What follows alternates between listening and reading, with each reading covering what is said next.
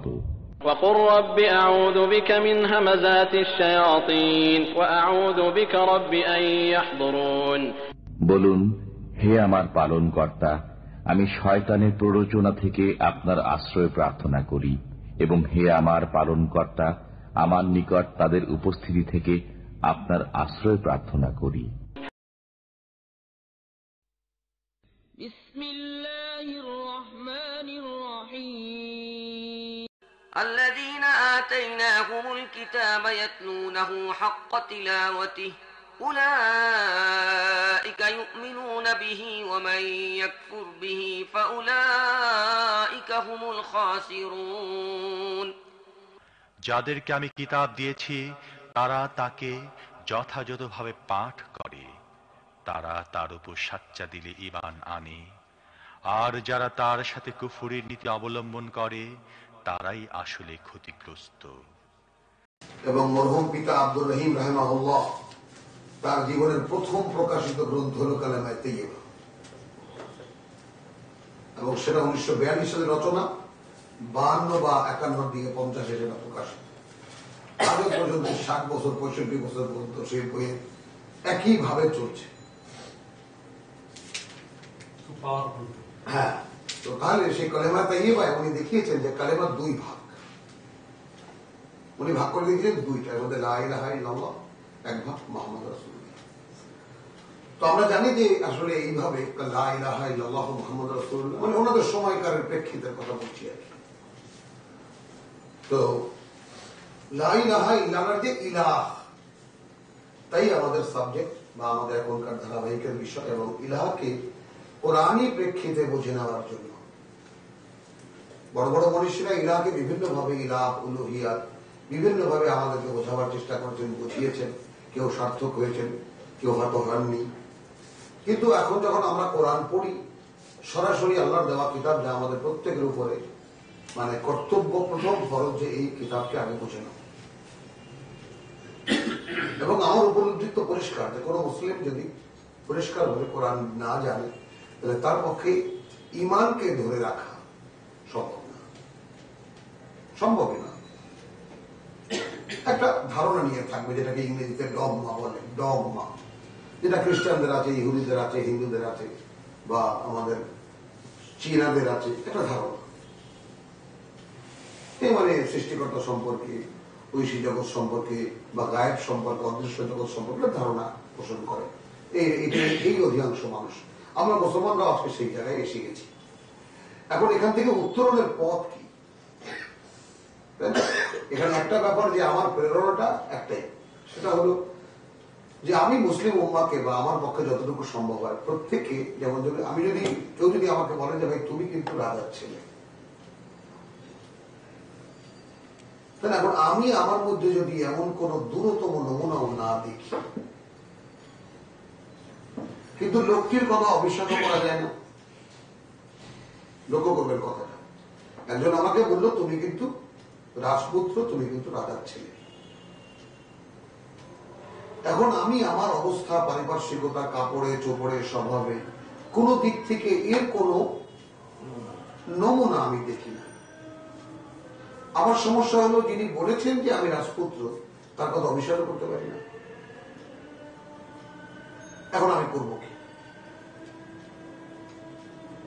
খুবই একটা রাফ ব্যাপার, কারণ ইউরোপে একটা ছবি হয়েছিল, প্রায় 4 বছর পর্যন্ত চলেছে, রুটস, যদি দেখে থাকেন কেউ আপনারা, তাই না? অ্যালেক্স হেলের, অর্থাৎ সেই 400 বছর আগে কেমন করে কিন্তাকুন থেকে শিকলে বেঁধে সাম্পানে করে নিয়ে গিয়েছিল, পালতোলা জাহাজে করে আমেরিকায়, এবং তার বংশধররা কোথায় কোথায় কিভাবে হয়েছে। একজন লোক সেটা খুঁজে বের করেছে, তার আদি পুরুষ কে ছিল। এটা নিয়ে সারা আমেরিকা হুলস্থুল। আমি 70-এর দশক এবং 80-র দশক মাঝামাঝি 1 দশক ধরে, বাংলাদেশেও চলেছে বহু বছর ধরে। হ্যাঁ, রুটস, কালোদেরকে, হ্যাঁ। আচ্ছা, তো তারপরে হঠাৎ করে ইউরোপে একটা এরকম মানে অস্তিত্বের সন্ধানের যে বিষয়, তখনই এরপরে আমাদের দেশে বেদের মেয়ে জ্যোৎস্না নামে একটা সিনেমা, এটা একটা হুলস্থুল পাঠিয়ে দিল। একটা না একটা হলে 150 সপ্তাহ চলল। এই খবর ফিল্মি জগতের একেবারে গিনিস বুক অফ রেকর্ডেও নাকি রেকর্ড হয় বাবা মোটটা সম্ভবত হলিউড থেকে লোকেরা আসলো দেখতে যে এর মধ্যে এমন কি আছে যে মানুষ এরকম দেখতে যায়। তো নির্মাণ তো বুঝতেই পারি, নির্মাণ অভিনয় এগুলো যে কোন মাত্রার হবে তারা দেখলো, কিন্তু তারা গল্পটা দেখলো যে গল্পের মধ্যে যে মেয়েটি একটি রাজকন্যা, সে তার অস্তিত্বের সন্ধানে সে আলটিমেটলি খুঁজে বের করে তার সে রাজকুমার। এই গল্পের প্রেরণাই দেবদাসের উপরে প্রায় 100-150 ডক্টরেট হয়েছে, পিএইচডি হয়েছে। ওই হাইলাইট শরৎচন্দ্র চট্টোপাধ্যায়কে জিজ্ঞেস করা হয়েছে যে এর মধ্যে আপনি আসলে জানাতে কি চাইলেন? ওয়াদা রক্ষা। তো এরকম প্রত্যেকটা গল্পের পিছনে একটা করে প্রেরণাদায়ক একটা বাণী থাকে, একটা মেসেজ থাকে। এখন আমি যদি সেরকম এক রাজপুত্রের সন্ধান পাই যে বাবার মুখে শুনেছি যে আমাদের এই হওয়া উচিত ছিল, এই থাকা উচিত ছিল, তাই না, এইভাবে হওয়া উচিত ছিল, আমাদের খলিফাদের, সাহাবায়ে কেরামের, রাসূলগণের কাহিনী আমরা শুনেছি তাদের মুখে, কিন্তু বাস্তবে আমাদের সঙ্গে তার তোমরা বাস্তবতা নেই। আবার এখন এই প্রাপ্ত বয়সে এসে দেখি যে এই পৃথিবীর সবচেয়ে বড় সম্পদ আমাদের কাছে, সম্পদ বলে যা বলি তা আমাদের পায় আমাদের, অর্থাৎ মুসলিমদের ভূখণ্ড, ভৌগোলিক অবস্থান, যেটা পৃথিবীর একটা দুষ্প্রাপ্য জিনিস, সেটাও আমাদের পায়ের তলায়, মধ্য এশিয়া।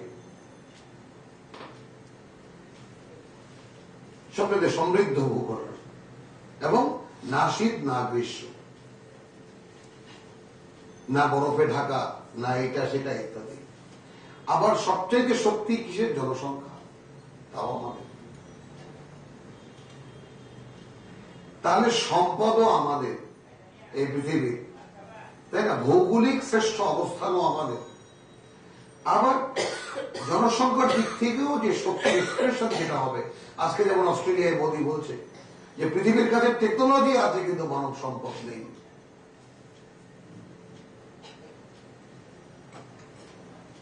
মানব সম্পদ, হিউম্যান রিসোর্স নেই, আমাদের কাছে আছে, অহংকার করে সে বলেছে। তো আমাদের তো ওর তো তবুও কত হাজার বা কত লক্ষ স্কোয়ার মাইলের দেশ, আর আমাদের তো মাত্র 54,000 বর্গ মাইলের 16 কোটি। তো মানব সম্পদ তো আছে আমাদের কাছে, সম্পদ যদি হয় এটা। তাহলে এনিওয়ে আর কি, এই মুসলমানদের কাছে সবই আছে, কিন্তু তারপরেও আচ্ছা, ভাষার দিক থেকে সবচেয়ে সমৃদ্ধ ভাষা আরবিক, যার একটা মূল আছে। পৃথিবীতে কোনো ভাষার কিন্তু কোনো মৌলিকতা নেই, ভাষা চলে, এগোয়, সেরূপ পরিবর্তন করে। এটা তো একবার একটা আঞ্চলিক ইয়ে আছে, প্রতি 12 মাইল পর পরই শব্দ পরিবর্তন, 36 মাইল পরে পরই ভাষাই পরিবর্তন। ধরো বাংলাদেশের তেগালি দেখি, ভোলার ভাষা এক, নোয়াখালীর ভাষা এক, তমুকের ভাষা এক, তমুকের ঢাকা, সিলেট, এক এক ডিস্ট্রিক্টের এক এক রকমের ভাষা। তো ভাষা পাল্টায়, কিন্তু এই আরবি একটি ভাষা, যা ভাষার মূল তত্ত্ব বোঝাবার জন্য ইহুদিরা ও ইহুদিদের স্কুলে কোরআন পড়ানো হয়, যে ভাষা আসলে কতটা শক্তিশালী হতে পারে, সেই কিতাবও আমাদের কাছে। তাহলে এমন কোন সে ধন যা আমাদের নেই, যে কারণে আজকে আমরা ভিখারি, বরং তার চাইতেও অত। আর সবচেয়ে বড় কথা, তার চাইতেও বড় আরো বড় ঘটনা কি, যে আমরা যে ভিখারি এবং পৃথিবীর সবচেয়ে নীচ, হীন, ঘৃণিত একটা জাতি, এই উপলব্ধিটুকু আজকে আর নেই। কোন রকম ডালে চালে সেদ্ধ করে দুটো কাপড় উপরে খেয়ে যেতে পারলে মনে করি জীবন সার্থক হয়ে গেছে। এইটা কোন হিউম্যান কোয়ালিটির কোন মাত্রা এটা আসে না। এটা জাস্ট নেহায়েতি পাশবিক একটা এথিক্স হতে পারে, পাশবিক চিন্তা ভাবনা হতে পারে, পশুর জীবনের কম হতে পারে, যা এখন আমরা যাপন করছি। তো তো তাহলে এই যে মানে আকাঙ্ক্ষা যে আমি যদি রাজপুত্র হয়ে থাকি, তাহলে কি কারণে রাজ্য হারা হলাম, আমাকে প্রেরণা দেয়। আমি ছোটবেলা থেকে অনেক রূপকথা উপকথা আমি পড়েছি, পড়ার খুব পাগল ছিলাম। তো সেখানে বহু রাজ্য হারা, যেমন আমার বোধহয় ক্লাস 3-তে রবার্ট ব্রুসের কাহিনী, যদি আপনি পড়ে থাকেন কেউ, ইংল্যান্ডের রাজা তাকে তাড়িয়ে দেওয়া হলো, সে পাহাড়ের গুহায় একা একা ভাবতেছে কি করে তার রাজ্যকে সে পুনরুদ্ধার করবে। একইভাবে বাবরকেও তো তাড়িয়ে দেওয়া হয়েছিল, বাবর আবার শক্তি সঞ্চয় করে আবার আক্রমণ করতে পারো। তো ইতিহাস বলছে রাজ্য উদ্ধার করা যায়, বলতে পারি কথাটা। ইতিহাস বলছে রাজ্য উদ্ধার করা যায়, সাম্রাজ্য উদ্ধার করা যায়, তাই না? আবার দেখেছি, ছবি দেখেছি, তারপরে গল্প পড়েছি, রাজাকে মেরে রানীকে মেরে, তাই না?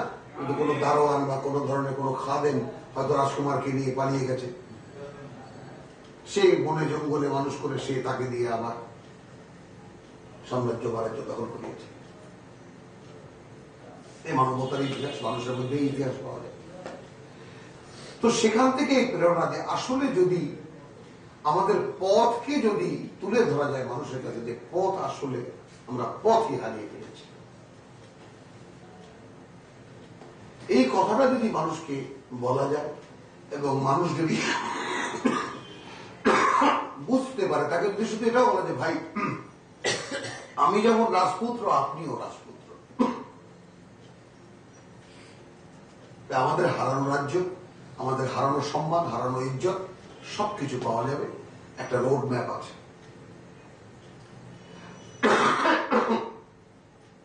প্রথমে তার কিছু পাঠক হই, আসলে আমরা সেই পাঠকরা সম্মিলিত বসে আমরা নির্ণয় করি যে আসলে আমাদের এই সিস্টেমটা ঠিক কিনা।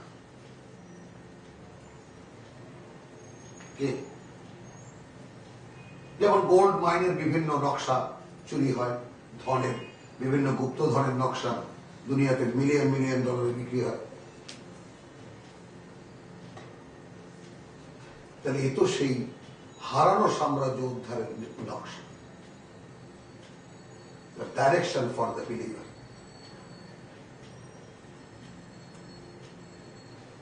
ঠিক আছে, এই প্রেরণা নিয়ে এই কোরআন পড়ার চেষ্টা নিজে পড়েছি এবং পড়ে পড়ে আবার ভাইদেরকে শুনিয়েছি যে পড়াটা ঠিক হয় কিনা। আল্লাহর কাছে সাহায্য চেয়েছি যে প্রভু আমাকে এইভাবেই কবুল করো যে আমি অন্তত এই কাজটুকু করতে পারি, একজন পাঠক, আমার আর কোনো কোয়ালিটি নেই, আর কিছু জানিও না, বুঝিও না, শুধু কোরআন পড়তে পারি ব্যাস। যদি কেউ কোরআন পড়ার কোনো সাহায্য চান তাহলে আমি বলতে পারি যে ভাই আমি অনেকবার পড়েছি, আপনি এইভাবে পড়লে আপনি কোরআন বুঝতে পারবেন। তো সেখানে বিভিন্ন সাবজেক্ট, বিভিন্ন বিষয়গুলো যেগুলো আমাদের সমাজে চর্চিত বিষয়, যেমন তার বেসিক ব্যাপার হলো কালিমা, সেই কালিমা আসছে লা ইলাহা ইল্লাল্লাহ। এখন এর তর্জমা যেটা সমাজে প্রচলিত সেটা এত দরিদ্র যে মানে রীতিমতো ঘৃণা হয়। কোরআন পড়ার পরে ওই কথাটা বলতেও ঘৃণা হয়, আল্লাহ ছাড়া মাবুদ নেই, আল্লাহ ছাড়া মাবুদ নেই। এখন মাবুদ শব্দটির মানে বোঝে এই বাংলাদেশ তো দূরের কথা, বা বাংলাদেশে কজন লোক আছে পৃথিবীতে, এক্সাক্ট মানে অফ মাবুদ। তো এই জন্য যেহেতু সর্বজনীন পাঠ্য আল্লাহর কিতাব এবং এই পাঠ্যর ব্যাপারে কোনো তর্ক বিতর্ক চলে না, সবাই এখানে মাথা নত করতে বাধ্য। এখন শুধু পড়াটা আপনার শুদ্ধ না অশুদ্ধ, ভুল না নির্ভুল, এখানে সাহায্যকারী একমাত্র আল্লাহ। যদি আল্লাহ সাহায্য করে থাকেন তাহলে আমার এক্সপ্রেশন নির্ভুল হবে, আর যদি আল্লাহ সেই সাহায্য না করেন তাহলে ভুল ভ্রান্তি থেকেই যেতে পারে। তারপরেও আমি মানুষ, ভুল ভ্রান্তি থাকতেই পারে, হতেও পারে। কিন্তু এটা মনে করি যে যখন দু চারজন মুসলিম, দু চারজন মুমিন যারা এখানে দিনের পর দিন আসছেন আল্লাহর কিতাব শোনার জন্য, তাদের মন মানসিকতা এই আগ্রহ নিয়েই তো এসেছেন যে আল্লাহর কিতাব শুনব, তাই না? একটা ব্যাপার হলো যে বিশ্বাসীকে মানে শয়তান ধোঁকা দিতে পারে, কিন্তু আল্লাহ ঠকান না, আল্লাহ বঞ্চিত করেন না তার করুণা। তো এখানে বলা হয়েছে যে ওয়াইদা কোরিয়াল কোরআন ফাসতামিউ লাহু ওয়া আনসিতু, একটা কথা শুধু আল্লাহ বলেছেন, যখন কোরআন পাঠ করা হয় তখন তোমরা খুব মনোযোগ দিয়ে শোনো আর উৎসুক থাকো। এরপরের কথাটাই হলো সেই মহান কথা, লাআল্লাকুম তুরহামুন, লাআল্লাকুম তুরহামুন, যেন তোমাদেরকে করুণা করা হয়। কি এই করুণা? অনেকগুলো টাকা দিয়ে দেবেন, বাড়ি দেবেন, খুব সুন্দর সুন্দর চেহারা বানিয়ে দেবেন, অনেক মানে কি করবেন? আমার তুরহামুন মানে যেন আমার কথা তুমি বুঝতে পারো। এটা বিইজনিল্লাহ, আল্লাহর ইজেন ছাড়া এটা বোঝার কোনো সাধ্য কোনো মানুষের নেই। লাআল্লাকুম তুরহামুন। এখন সেই ধারাবাহিকতায় আমরা এই পর্যন্ত যে ইলাহ শব্দটির এই ফর্মে, তাই না, আলিফ জের লামে খারা যাব এবং হা গোল হা, ইলাহ, এই শব্দটি বিভিন্ন ফর্মে আছে। তো সরাসরি ইলাহের ফর্মে যে কয় জায়গায় কোরআনে আছে সেই কয় জায়গা আমরা এ পর্যন্ত পড়তে পড়তে এখন এসেছি ৭৩ নম্বর সূরা, প্রায় শেষের দিকে, সূরা মুজাম্মিল। এখানে কোন প্রেক্ষিতে কিভাবে আছে? বিসমিল্লাহির রহমানির রহিম। ইয়া আইয়ুহাল মুজাম্মিল। এখন এখানে আমরা বলি আর কি, হে জড়িয়ে আবৃত শয়নকারী বা কম্বল মুড়ি দিয়ে শয়নকারী। এটা আল্লাহর মেহেরবানি যে আমাকে আল্লাহ আরবের এই কালচারটা দেখিয়েছে, অশেষ মেহেরবানি যে আমাকে এত কিছু দেখিয়েছেন তিনি, যা আমার পক্ষে কোনোভাবেই মানে সম্ভব ছিল না, কল্পনাও করা সম্ভব ছিল না। তো তাহলে সেটা দেখেছি যে আরবের কালচারটা হলে তো লম্বা পড়তা গায়ে, যেটা দেখেছি আমি চাদর পড়া আরব খুব কম দেখেছি, এবং শীতেও দেখেছি কোট টোট পরে, ওই যে চাদর গায়ে দেওয়ার স্বভাবটা এখন আরবরা ছেড়ে দিয়েছে। কিন্তু আগের কালচার ছিল, অতীত কালচার ছিল একটা চাদর, যখন রুমাল থাকতো একটা চাদর থাকতো সবার কাছে। তো ইয়া আইয়ুহাল মুজাম্মিল, তাই না, হে মুড়ি দেওয়া লোকটা, হে মুখ ঢাকা লোকটা, এটা হবে সবচেয়ে কাছের তর্জমা। তার মানে দেখেছি যে রাগ টাগ যখন দুই আরবের মধ্যে ঝগড়া লাগে, হ্যাঁ, তখন প্রচন্ড গালিগালাজ হয়। আর যে ইগালটা আছে ওটার ওই যে একটা দড়ির মতো, সেটাকে বাতাসে সাই সাই করে মারতে থাকে, কিন্তু কেউ কারো গায়ে হাত দেয় না, কারণ যে আগে হাত দেবে সে ঠকে যাবে বিচার।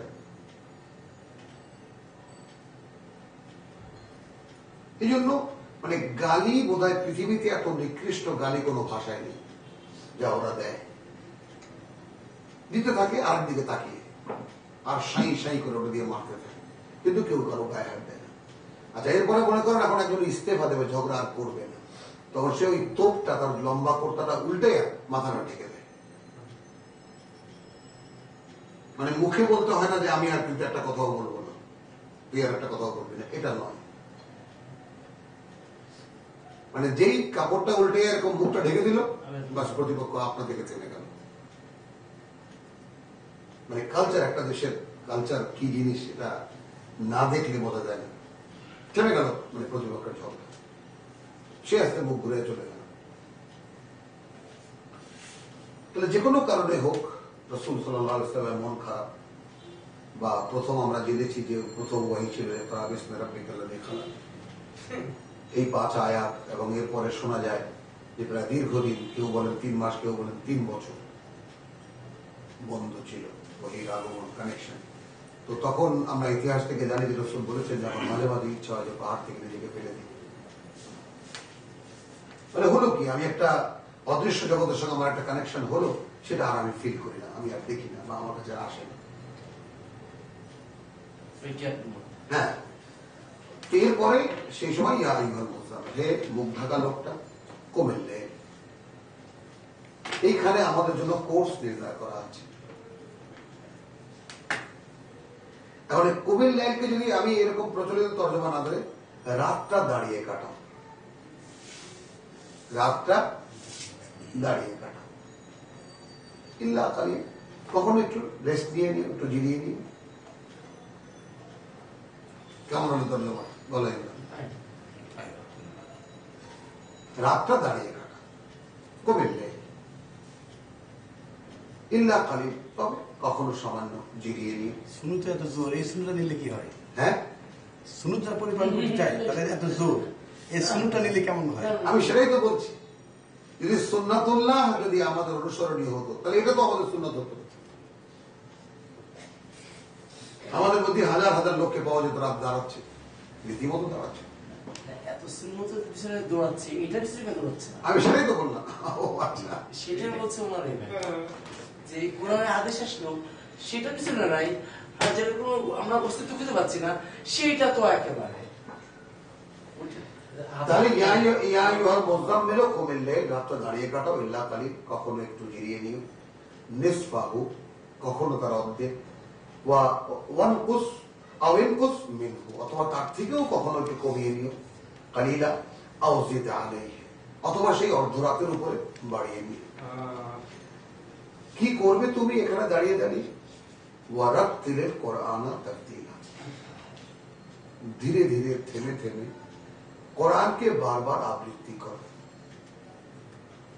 এখন ঐতিহাসিক সূত্রে এবং বিভিন্ন আমাদের যে ইসলামী জ্ঞান গবেষণার সূত্র, সেই সূত্রে মোট যোগ করলে, তাই না, এটা বোধহয় পঞ্চম বহি।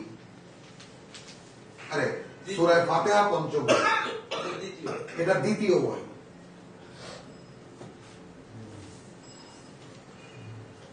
তাহলে সে দ্বিতীয় বহিতে যেটা বলা হচ্ছে যে তুমি তোমাকে, না দ্বিতীয় বহি না, এটা তৃতীয় বা চতুর্থ বহি। হ্যাঁ, তো এখানে এর আগে যে আয়াত আছে যে ইকরা বিসমি রাব্বিকা, ওখানে 5খানা আয়াত, তাই না? তারপরে সূরা ফাতিহা, ফাতিহা এর আগে, তো এরকম মানে 20-25 খানা আয়াত মোটামুটি এর আগে যা নিয়ে দাঁড়াতে বলেছে।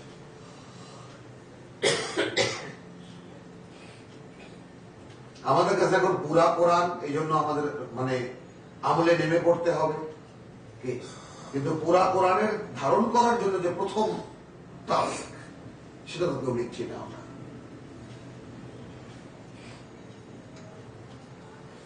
তো আউজিদ আলাইহি ওয়া রাত্তিলিল কুরআনা তারতিলা। আচ্ছা, ইন্না, আমরা কিন্তু সানুলকি আলাইকা, খুব শীঘ্রই দিতে যাচ্ছি, ঢেলে দিতে যাচ্ছি বা পাঠাতে যাচ্ছি তোমার উপরে কওলান সাকিলা, খুব ভারী কথা।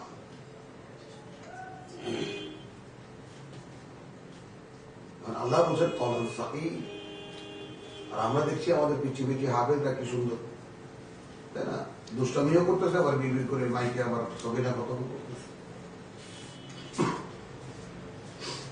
কারণ তারা তো এটাকে কওলান সাকিল হিসেবে নিচ্ছে না।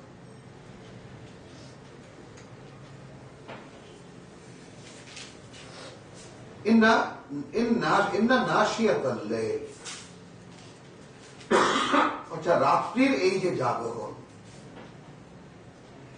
মানে কোরআনে যে কোনো কথা অপূর্ণ নয়, কোনো কথা দুর্বোধ্য নয়, কোনো কথা আংশিক নয়, সব কথাই পূর্ণ। যে কোনো টপিক, যে কোনো বিষয় আল্লাহ বলেছেন তার পূর্ণ ব্যাখ্যা তিনি দিয়ে দিয়েছেন। এই কোরআন বোঝার জন্য অন্য কোন কিতাবের কোন ধরনের কোন সমর্থন বা মানে ঈশ্বর কোন প্রয়োজন নেই, সহায়তার প্রয়োজন নেই। এটা যে কোনো পাঠকের কাছে আমি নিবেদন করতে পারি, আপনি নিজে পড়ে দেখলে আপনার কাছে স্পষ্ট হয়ে যাবে যে আর যাই হোক, হ্যাঁ এর ব্যাখ্যা বিশ্লেষণ আমাদের মহাত্মারা লিখেছেন, কিন্তু তারা লিখেছেন আরো ইলাবোরেট করার জন্য। কিন্তু কোরআন বোঝা সেগুলো শর্ত, এই কথাটা কিন্তু কেউ যেন আমরা মিস না করি। কোরআন ইটসেলফ একটা ব্যাখ্যিত কিতাব, আল্লাহ যে কথা বলেছেন সে কথাকে তিনি আবার নানান জায়গায় নানান ভাবে ব্যাখ্যা বিশ্লেষণ করে বুঝিয়ে দিয়েছেন। ইন্না সানুলকি আলাইকা কওলান সাকিলা ইন্নাশিয়াতাল লাইল, দেখো রাত্রির এই যে জাগরণ, হিয়া আসাধ্য, বড় কঠিন তো বটে।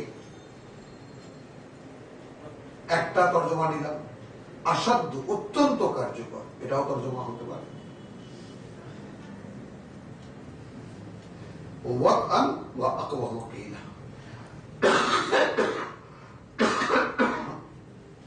প্রথম কথা হলো সংযমী হওয়া, আর দ্বিতীয় কথা হলো আকওয়ামু কিলা, এবং কথাকে সঠিক করা।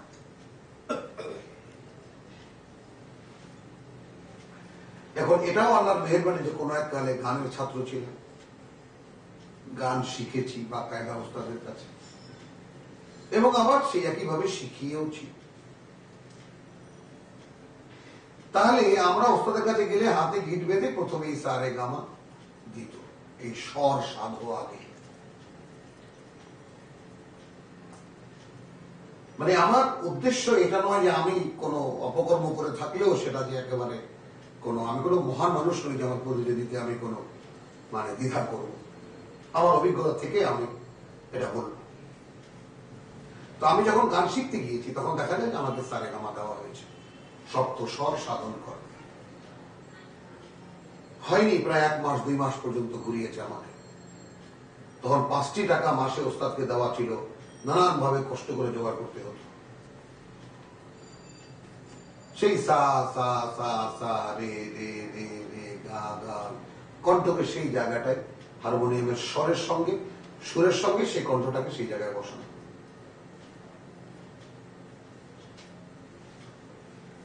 আমি প্রত্যেককে অনুরোধ করবো, যেমন আমার একটা স্বভাব যে কোনো একটা জিনিস আমি শুনলে সে ব্যাপারে আমার কোনো কৌতূহল থাকলে আমি বাস্তবে সেটা দেখি, দেখতে চেষ্টা করি সেখানে কি হয় আসলে।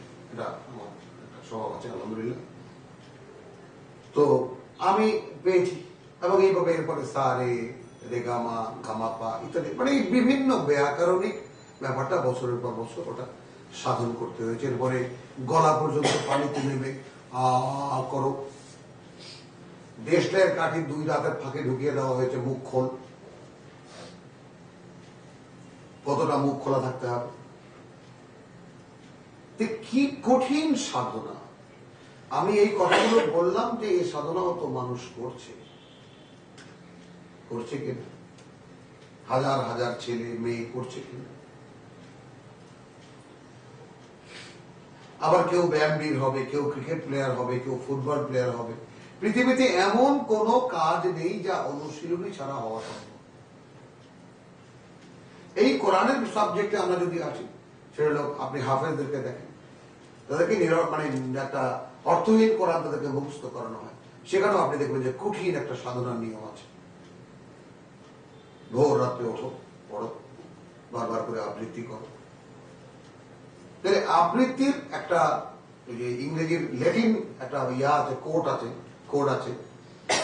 তো সেটা আবার ইংরেজিতে তর্জমা করে তাই না বললে এরকম বলা যায় যে repetition is the mother of study. Repetition is the mother of study. বাংলায় কি বলবো? পুনরাবৃত্তি অধ্যয়নের মাতা।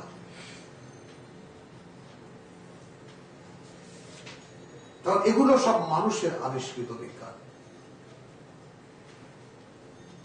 কারণ আমি যদি দেখিয়ে দিই উৎসাহিত এখান থেকে, আমরা তো মেনে নেব না।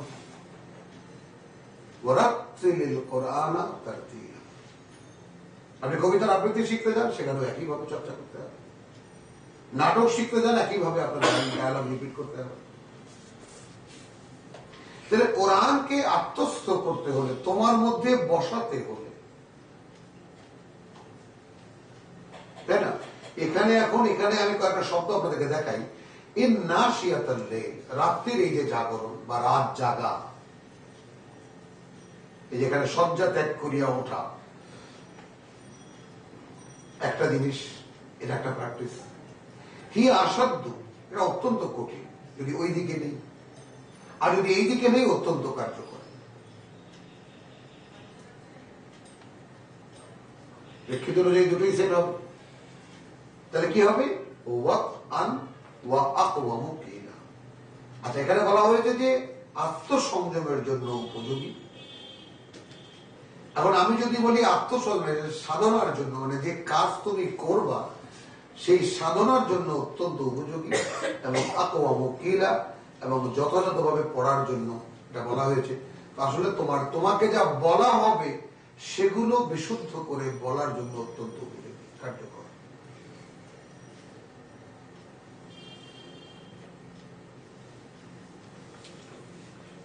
ইন্না লাকা ফিন নাহারে সাবহান তাওয়িলা, এটাও আমরা একটু সামনে রাখি। তোমার জন্য তো সারা দিন ব্যাপী প্রচুর ব্যস্ততা, দীর্ঘ ব্যস্ততা।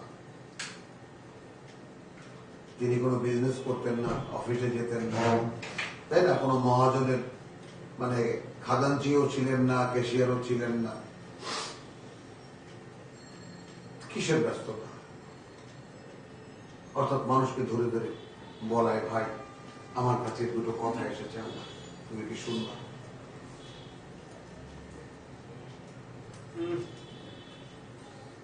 মানে কি পিকচারটা এখানে আঁকা হচ্ছে? যার কাছে মাত্র 20-25 খানা আয়াত তার পুঁজি, তার আবার সারাদিন ব্যাপী কি এমন দীর্ঘ কর্মব্যস্ততা।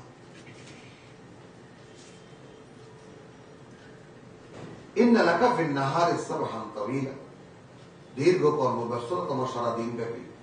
ওয়াজকুর ইসমা রাব্বিক, তখন কিন্তু তখন কিন্তু তোমার মানে তোমার সৃষ্টিকর্তার নাম তুমি স্মরণে রাখবে বা স্মরণ করতে থাকবে। ওয়াতাবাত্তাল ইলাইহি তাবতিলা, আর সবকিছু থেকে বিচ্ছিন্ন হয়ে শুধু তারই হয়ে থাকো। এখন এই দুটো কথাকে ক্রস করবো কিভাবে?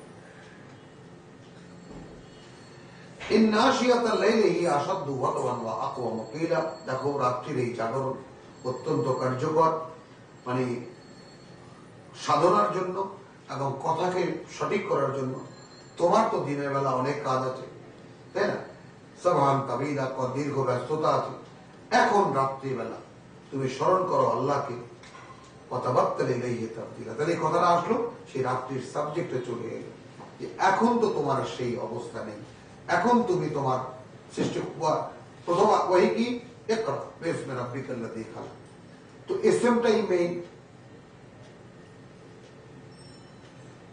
তাহলে তোমার গেল ওয়াজকুর, স্মরণ করো, ইসমে রাব্বিকা, তোমার সৃষ্টিকর্তার নাম, ওয়াতাবাত্তাল ইলাইহি তাবতিলা, এবং সম্পূর্ণ তার হয়ে সবকিছুকে বাতিল করে দিয়ে সবকিছুকে বর্জন করে তুমি শুধু তার হয়ে যাও। তিনি কে? তিনি রাব্বুল মাশরিক ওয়াল মাগরিব, এই পূর্ব পশ্চিমের তিনি সৃষ্টিকর্তা এবং প্রতিপালক। লা ইলাহা ইল্লা হুয়া, তুমি মানতে পারো হে মুহাম্মদ এমন কেউ নেই, কিছু নেই তিনি ছাড়া। ফাত্তাখিযুহু ওয়াকিলা, অতএব তুমি এ কারণেই শুধু তাকেই তোমার অভিভাবক বানিয়ে নাও।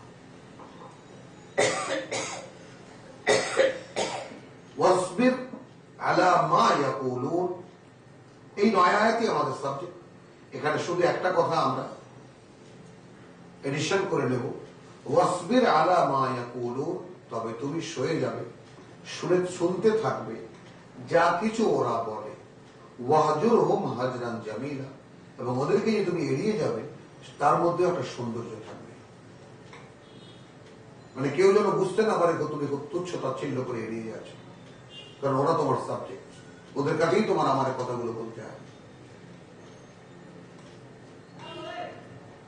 তো এইখানে আমরা দেখলাম যে আল্লাহ রসুলকে সম্বোধন করে যে কয়েকটি আদেশ দেওয়া হল, যে রাতটা জেগে কাটাও, দাঁড়িয়ে কাটাও, সামান্য একটু জিরিয়ে নিও, কখনো অর্ধেক, তার চাইতেও কম, কখনো অর্ধেক বা কখনো তার চাইতেও কম, কখনো তার চাইতে বেশি।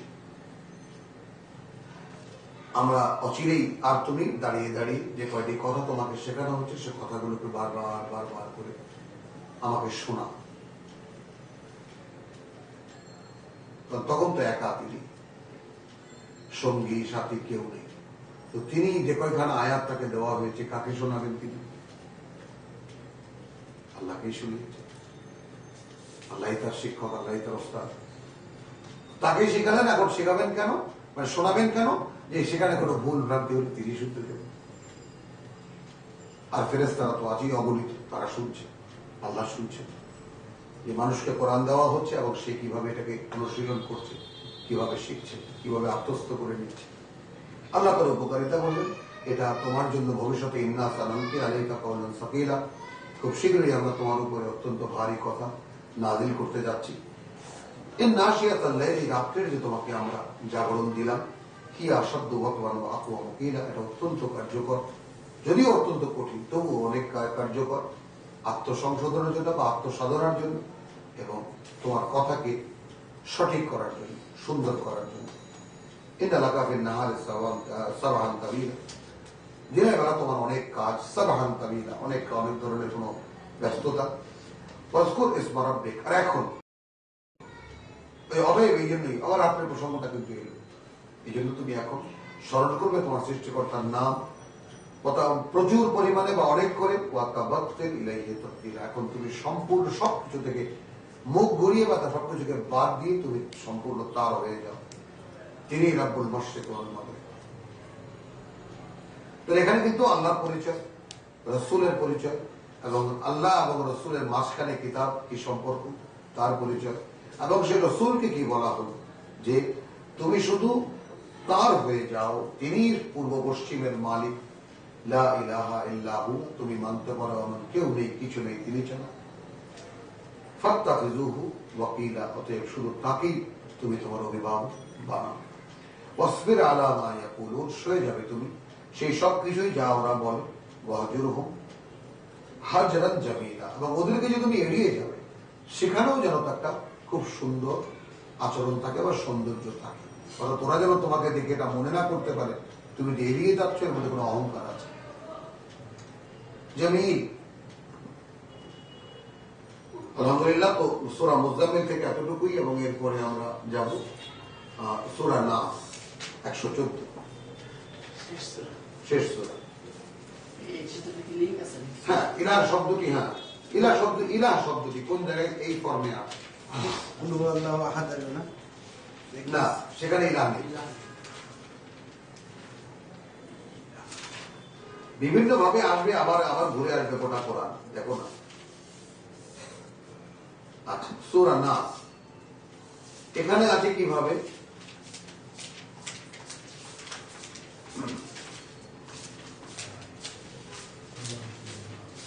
হ্যাঁ, কুল আউযু বিরাব্বিন নাস, কোরআনের সর্বশেষ সূরা, অর্থাৎ সূরা ফাতিহায় যে কথাগুলো, এখানে সেই একই রকম কথাগুলোই আছে, একটু ভিন্ন ভাবে আছে।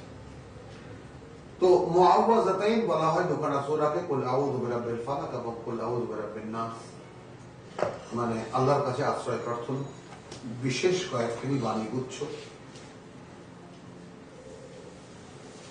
সেখানে হচ্ছে আমাদেরকে আদেশ করা হচ্ছে, রাসূলকে হোক, আর রাসূল আজকে নেই, আজকে আমরা যারা কোরআন পড়ি তাদেরকে বল আউযু বিরাব্বিন নাস, আমি আশ্রয় চাই তার যিনি সৃষ্টিকর্তা, প্রতিপালক, মানুষের, সকল মানুষের, মালিকিন নাস, সকল মানুষের রাজা। আবার যদি মানে মালিক হিসেবেও নেই, কারণ যেহেতু তিনি সকলকে সৃষ্টি করেছেন, উপাদানও তার, এমন না যে কোনো একখান থেকে অন্য কোনো মালামাল এনে তিনি সৃষ্টি করেছেন। এই সৃষ্টি জগৎ তারই সৃষ্টি, এবং এখান থেকে আবার উপাদান নিয়ে তিনি মাটি নিয়ে মানুষ তৈরি করেছেন, আগুন দিয়ে জিন তৈরি করেছেন, আলু দিয়ে ফেরেশতা তৈরি করেছেন। একমাত্র মালিক তো তিনি। সূরা ফাতিহায় বলে আলহামদুলিল্লাহ রাব্বিল আলামিন, রব মালিক ইয়াউমিদ্দিন, দেখা যায় সিমিলারিটি। মালিকিন নাস, মানুষের মালিক, ইলাহিন নাস, এখানে আসলো সেই ইলাহ, মানুষের একমাত্র উপাস্য। তাহলে রব এখানে একরকম আলাদা কোয়ালিটি নিয়ে আছে, সে রব হিসেবেও মানুষের রব তিনি, মালিক তিনি, ইলাহ তিনি।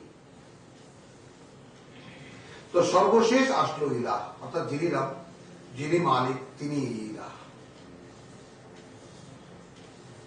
আমরা সূরা তওবায় একটা রূপ দেখেছি যে আমরা ইহুদিরা তাদের আলেম এবং দরবেশদেরকে কিভাবে রব বানিয়েছিল।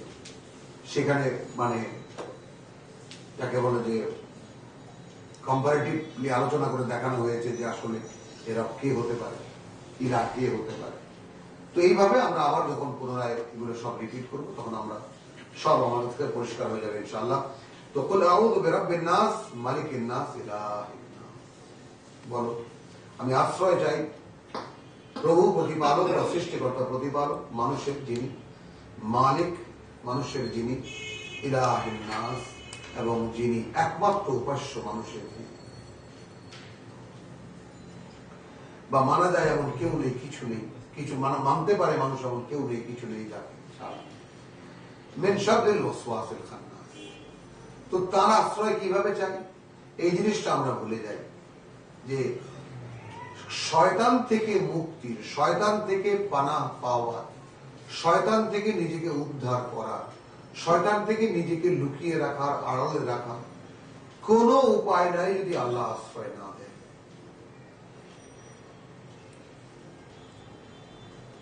এর বড় কঠিন কঠিন কথা কোরআনে আছে। নবী রাসূল পর্যন্ত শয়তানের আক্রমণ থেকে মুক্ত নয়। তাহলে আমরা কোন হিসেবের মধ্যে কি আসি? তাহলে এখন যদি আমাকে আল্লাহকে মানতে হয়, যদি আল্লাহর কাজ আমাকে করতে হয়, যদি আল্লাহর কথা মতো আমার জীবনকে পরিচালিত করতে হয়, তাহলে সবার আগে যে বাধা, যে শয়তান চ্যালেঞ্জ করেছিল, লাউগুবিয়ান্নাহুম আজমাইন, সূরা সাদ, যে এদের সকলকে আমি ধ্বংস করে বিভ্রান্ত করে ছেড়ে দেবো। সূরা বনী ইসরাঈল, লাআহতানিকান্না যুররিয়াতাহু, এই আদমের পুরো বংশধরকে আমি ধ্বংস করে ছেড়ে দেবো। তো তার থেকে এত বড় শক্তি রাখে যে তার থেকে আশ্রয় চাওয়া, তার থেকে নিজেকে মুক্ত রাখা সরাসরি আল্লাহর সাহায্য ছাড়া কোনোভাবেই সম্ভব না। এখানে তিনটি যে নাম ওখানে উল্লেখ করা হয়েছে, যে কুল আউযু বিরাব্বিন নাস বললেই কিন্তু কথাটা হয়ে যায়। আমরা বলি আলহামদুলিল্লাহ রাব্বুল আলামিন। তো এরকম কোয়ালিটি এবং নামের যে বিভিন্নতা আল্লাহর ক্ষেত্রে, সেটা কেন? আমরা সূরা হাশরের শেষে দেখেছি ওখানে 24টা উপনাম আছে, গুণগত নাম আছে একই জায়গায়।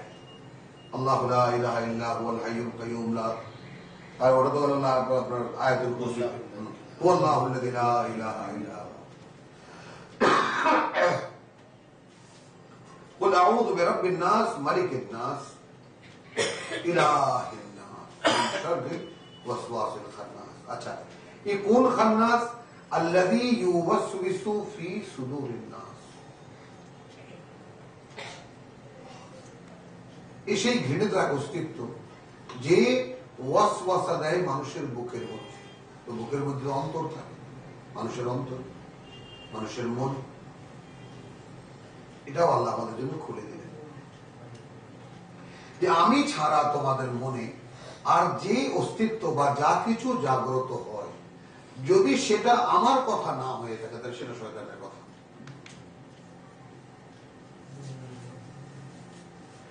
আমরা আদম, হাওয়া এবং ইবলিস, এই তিনের যে পৃথিবীতে পাঠাবার যে প্রেক্ষিত সূরা তাহায় আমরা দেখেছি 116 থেকে, সেখানে আমরা দেখেছি পরিষ্কার আল্লাহ যখন পাঠাচ্ছেন। সূরা বাকারায় আমরা তার একটু নমুনা দেখেছি। যখন পাঠাচ্ছেন তাদেরকে এই পৃথিবীতে, তখন আল্লাহ তাকে পরিচয় করিয়ে দিলেন, দেখো এ কিন্তু তোমার শত্রু, এ কিন্তু তোমার শত্রু এবং তোমার স্ত্রীরও শত্রু। দেখো এ যেন তোমাদেরকে সেখান থেকে বার করতে না পারে যেখানে তোমরা এখন আছো, তাহলে কিন্তু সর্বনাশ হয়ে যাবে, অনেক বড় বিপদে পড়ে যাবে। এরপরে সে বুঝিয়ে বললো, আদমকে ভুলালো, সে ফুসলাতে লাগলো তাকে এবং বলল যে কেন তোমাকে ওই গাছের ফল খেতে নিষেধ করেছেন? বলল লোভ দেখা। আল্লাহ ওখানে দিলেন 4টি কন্ডিশন। তোমার এখানে খাবারের অভাব নেই, কাপড়ের অভাব নেই, পানির অভাব নেই, ঘরের অভাব নেই। 4টি মৌলিক চাহিদা মানুষের, খাদ্য, বস্ত্র, বাসস্থান। তো এটি তো তোমার এখানে আছে, কিন্তু এর পরে যদি তুমি কিছু চাইতে যাও,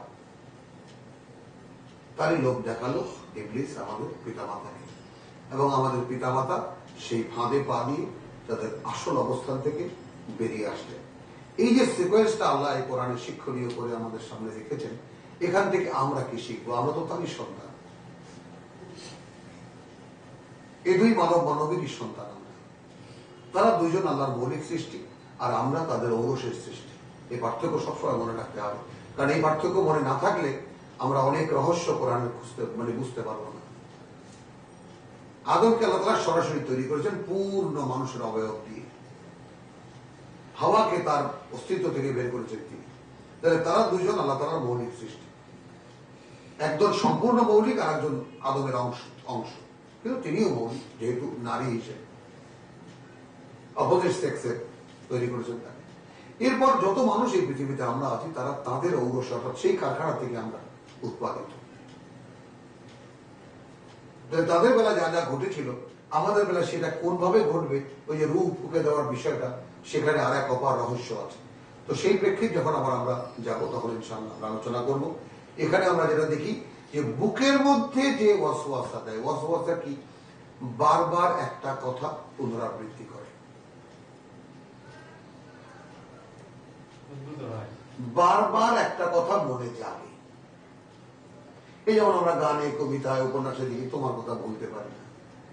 আমার একটা খুব মজার গান আমি রাস্তাঘাটে চলতে শুনেছি বা আমাদের টেলিভিশনেও শুনেছি, তুমি আমার কয়েকদিনের ঘুম না হওয়ার কারণ হবা, আমি তোমার কয়েকদিনের ঘুম না হওয়ার কারণ হব। এগুলো ইদানিং কালে প্রেমিক প্রেমিকার উপলব্ধি। তুমি আর কিছুই না, কয়েকদিন হয়তো ঘুম হবে না এই পর্যন্ত। তো এইরকম ভাবে মানে মনের মধ্যে একটা কথাকে বারবার করে যে জাগিয়ে দেয়। আমরা একটু আগে দেখেছি ওয়াজকুর ইসমা রাব্বিকা কাসীরা, দেখেছি কিনা? সেই যে স্মরণের যে জায়গাটা কোথায়, সেটা তো অন্তরে।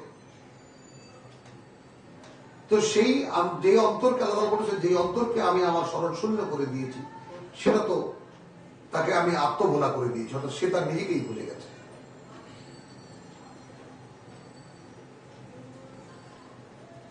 তাহলে আল্লাহর স্মরণকে সরিয়ে দিতে পারে কে, বা তার কথার এনহ্যান্স করতে পারে, বাড়তি কথা বলতে পারে কে? ইবলিস। সে শক্তি তাকে দেওয়া হয়েছে, কারণ সে আল্লাহর এক সৃষ্টি, সম্মানিত সৃষ্টি। সে চ্যালেঞ্জ করেছিল যে আমাকে একটু সময় দাও, আমি দেখিয়ে দেবো মানুষ আমার থেকে শ্রেষ্ঠ নয়। আল্লাহ তার সেই চ্যালেঞ্জকে অনার করেছেন, বলেছেন বেশ দেখিয়ে দাও। আমরা যেন এই রহস্য ভুলে না যাই। আমরা শয়তানকে হেট করি, ঘৃণা করি, অমুক করি, কিন্তু তার একটা বিরাট প্রেক্ষিত আছে। ঘৃণা আমরা করবো, কিন্তু কোন কারণে করবো সেটাও আগে জানতে হবে। তাহলে যে শয়তান আমাদের বুকের মধ্যে, অর্থাৎ আমাদের মন, মানসিকতা, যার উপরে আমরা চলি, তাকে যে ঘুরিয়ে দিতে পারে, সেখানে যে বারবার একটা কথা ফু দিতে পারে, বারবার একটা কথা জাগিয়ে দিতে পারে, এটা সে পারে। আর আমরা মানুষ, আমাদেরকে আল্লাহ কি বলেছেন? ওয়াজকুর ইসমা রাব্বিকা কাসীরা বুকরাতান ওয়া আসীলা। তোমাদের সৃষ্টিকর্তার নাম তোমরা সবসময় জপতে থাকো, যেন ও প্রবেশ করতে না পারে, তাই না?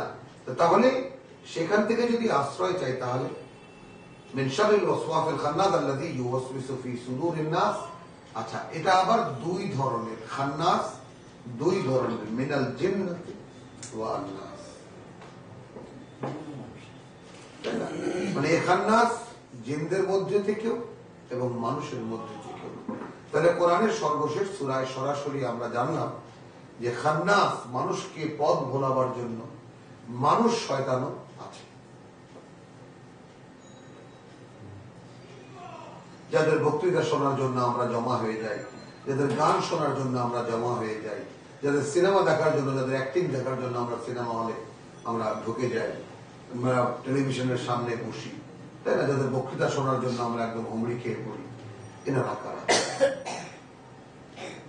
যাদের কথা আমাদের মনে থাকে, যাদের কথা আমাদের মনে আসে। স্টেডিয়াম ভর্তি মানুষ, সাকিব আল হাসান ছক্কা মেরে দিল, ব্যাটটাকে বোল্ড আউট করে দিল, কিরকম ফিল করি আমরা? কারণ যার কাছে কোরআন নেই, যিনি কোরআন অনুযায়ী চলছেন না, তিনি কে? তাই না? আমাদের চেনার তো খুব একটা কষ্ট হওয়ার কথা নয়। সেই মানুষটা কি? তাহলে তাকে নিশ্চয়ই মিনাল জিন্নাতি ওয়ান নাস, মানে জিন চালাচ্ছে, জিন শয়তান চালাচ্ছে, জিন খান্নাস চালাচ্ছে, আর সে মানুষ খান্নাস হয়ে গেছে।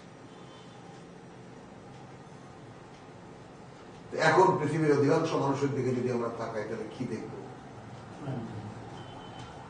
তাই না? সেই জিন খান্নাসেরই তো জয় জয়কার, তারই অনুসারী বেশি। আল্লাহকে স্মরণ করার মতো লোক কয়জন আছে? আর যে কয়জন আছে মুসলিম নামের, তারাও তো সেই প্রধানত দুনিয়াদার, তারপর একটু সময় পেলে আল্লাহকে নাম ডাকে। ইলাহের ধারাবাহিকতায় আমরা এ পর্যন্ত আমরা এলাম, এবং এরপরে আবার আমরা যাবো সূরা বাকারায় ফিরে যাব 133। এবার ইলাহান, এবার আলিফ যুক্ত হয়েছে।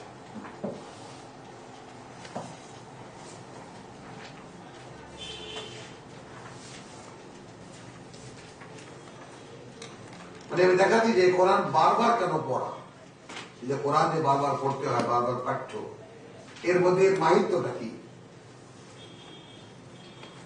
বিসমিল্লাহির রহমানির রহিম। আচ্ছা, ইব্রাহিমের জীবন পদ্ধতি সম্পর্কে একটা পূর্ব ধারণা নেওয়ার জন্য আমরা সূরা 125 থেকে আয়াত 125 থেকে যাব। ওয়াইদ জাআলনাল বাইতা মাসা, আচ্ছা এখানে 124 থেকে যাব। একটা আয়াত বলছি, মানে এই ইলা কোন, মানে কোন জায়গাটায় এসেছে। ওয়াইদ ইবতালা ইব্রাহিম রাব্বুহু, হ্যাঁ 124 আয়াত 124। ওয়াইদ ইবতালা ইব্রাহিম রাব্বুহু, যখন যাচাই করলেন ইব্রাহিমকে তার সৃষ্টিকর্তা, বিকালিমাতিন, বেশ কিছু কথা দিয়ে বা বেশ কিছু প্রশ্ন দিয়ে, বেশ কিছু চ্যালেঞ্জ দিয়ে, ফাআতাম্মাহুন্না, সে সেগুলো সবগুলোই পূরণ করে দিল। দেখলাম, তাহলে আমাদের সাথে পরিচয় করাচ্ছেন আমাদের আরেক পিতা, আদর্শিক পিতা ইব্রাহিম। তো তাকে পরিচয় করাবার প্রথমেই আল্লাহ বলছেন যে যখন আমি তাকে যাচাই করেছি, আমরাও তো প্রত্যেকে যাচিত হব, প্রত্যেকে পরীক্ষিত হব। পরীক্ষিত যদি না হই তাহলে পরীক্ষা দেওয়ার জন্য প্রয়োজনে পুরনো জীবন থেকে হিজরত করতে হবে, কিন্তু পরীক্ষা যেন নেন আল্লাহ, সেই আয়োজন আমাকেই করতে হবে যদি পরীক্ষা না দিয়ে থাকি। কারণ পরীক্ষা ইজ এ মাস্ট। وَلَنَبْلُوَنَّكُمْ بِشَيْءٍ مِنَ الْخَوْفِ وَالْجُوعِ وَنَقْصٍ مِنَ الْأَمْوَالِ وَالْأَنفُسِ وَالثَّمَرَاتِ وَبَشِّرِ الصَّابِرِينَ।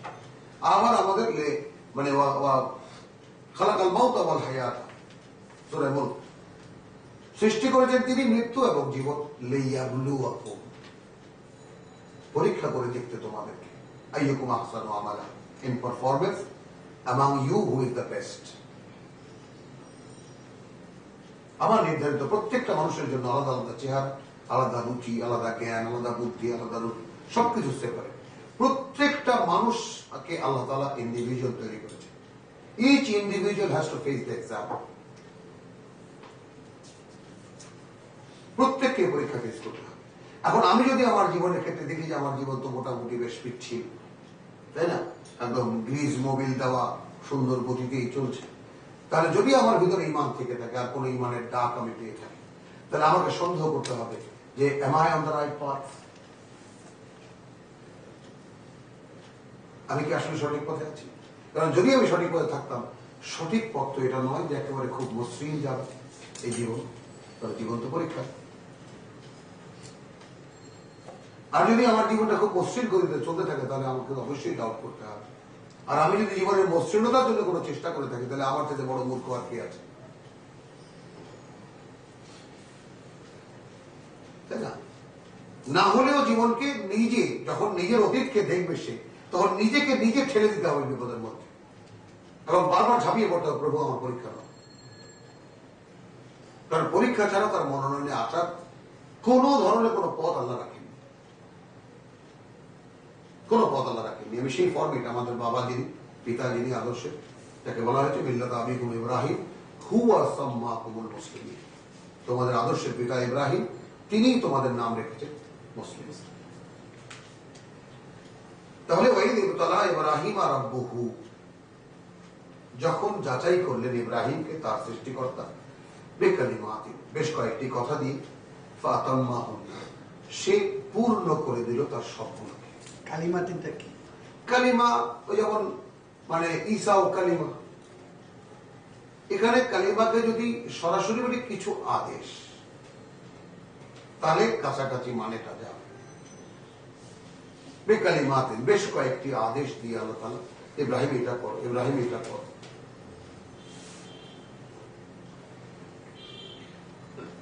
এখন এখানে তুমি কালিমার কত সিমিলারিটি চাও?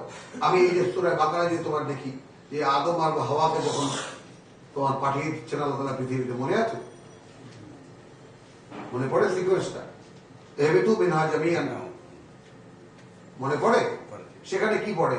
ইহবিতু মিনহা জামিআন, ফাইম্মা, এর আগে হলো যে ফাতালাক্কা আদমু মির রাব্বিহি, বলো কালিমাতিন, বেকালিমাতিন, কালিমাতিন, কিছু কথা, কয়েকটি কথা। তো ইব্রাহিমকে কয়েকটি কথা দিয়ে মানে প্রশ্ন রেখেছিলেন তার সামনে, সে সবগুলো পূর্ণ করে দিয়েছে। এই পূর্ণ করে দেওয়ার পরে কালা ইন্নী জাইলুকা লিন্নাসি ইমামা। আশ্চর্য লাগে আমার কাছে যে কোরআন বর্জন এমন পর্যায়ে চলে গেছে, সূরা ফুরকান যেখানে দাঁড়িয়ে মানে বলছে যে কিয়ামতের দিনের বর্ণনা দিয়ে আল্লাহ বলছেন ওয়াকালা রাসূল আয়াত 30 ওয়াকালা রাসূল ইয়া রাব্বি ইন্না কওমি, সেদিন দাঁড়িয়ে রাসূল বলবেন হে প্রভু এই যে আমার জাতি বলে পরিচিত এত বিশাল জনগোষ্ঠী, ইত্তাখাযু হাযাল কুরআন মাহজুরা, এই কোরআনকে তারা বর্জন করেছিল, বাদ দিয়ে রেখেছিল। এই কথাও কোরআনে আছে, সূরা ফুরকান আয়াত 30। তো তাহলে এমনি এখন আমরা যে পরীক্ষিত হচ্ছি না, পরীক্ষা দিচ্ছি না, আর যারা পরীক্ষা দিচ্ছেন দারিদ্রতার, অসহায়ত্বের, কষ্টের, দুঃখের, তাদেরকে আমরা উৎসাহিত করছি না, বড় ঘৃণা করছি।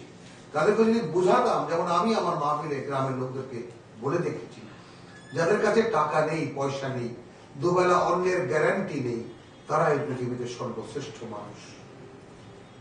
এ কথা নিয়ে অনেক হাসাহাসি হয়েছে।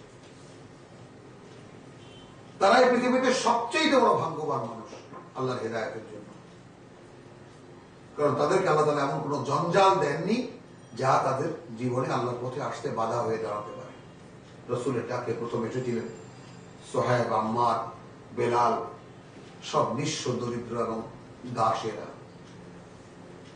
7 বছর ধরে সেই কথা তাদেরকে বোঝানো হয়েছে। এখন তারা কিছুটা আত্মস্থ যে হ্যাঁ, গরিব হওয়াটা আসলেই বোঝায় কোন দিক থেকে ভাগ্য। কিন্তু ওই যে কোরআন দিতে গেলে না, এটা তো শোনা যাবে না, তখন তো এই হুজুর সেই হুজুর। যাই হোক, তো ওয়াইদ ইবতালা ইব্রাহিম রাব্বুহু বিকালিমাতিন ফাতাম্মাহুন্না, সে পূর্ণ করে দিল সেগুলোকে। ক্বালা ইন্নী জাইলুকা লিন্নাসি ইমামা, তখন আল্লাহ বললেন যে আমি তোমাকে বানাবো মানুষের নেতা, মানুষের আইকন, মানুষের নমুনা, মানুষ অনুসরণীয় নমুনা মানুষ, বা মানুষের পথ প্রদর্শক। ক্বালা ওমিন যুররিয়াতি, সঙ্গে সঙ্গে অ্যাপ্লিকেশন, প্রভু তাহলে আমার বংশধর তার মধ্যে থেকে। ক্বালা লা ইয়ানাল, আল্লাহ সঙ্গে সঙ্গে বললেন নাগালে পাবে না, নাগালে আসবে না আহাদি, তোমার সাথে করা আমার এই যে প্রতিশ্রুতি, তোমার সন্তানদের মধ্যে যারা নিজেদের সর্বনাশ করবে তারা আমার এই চুক্তির আওতায় আসবে না, তোমার সাথে দেওয়া এই কথার আওতায় তারা আসবে না, তারা নাগাল পাবে না।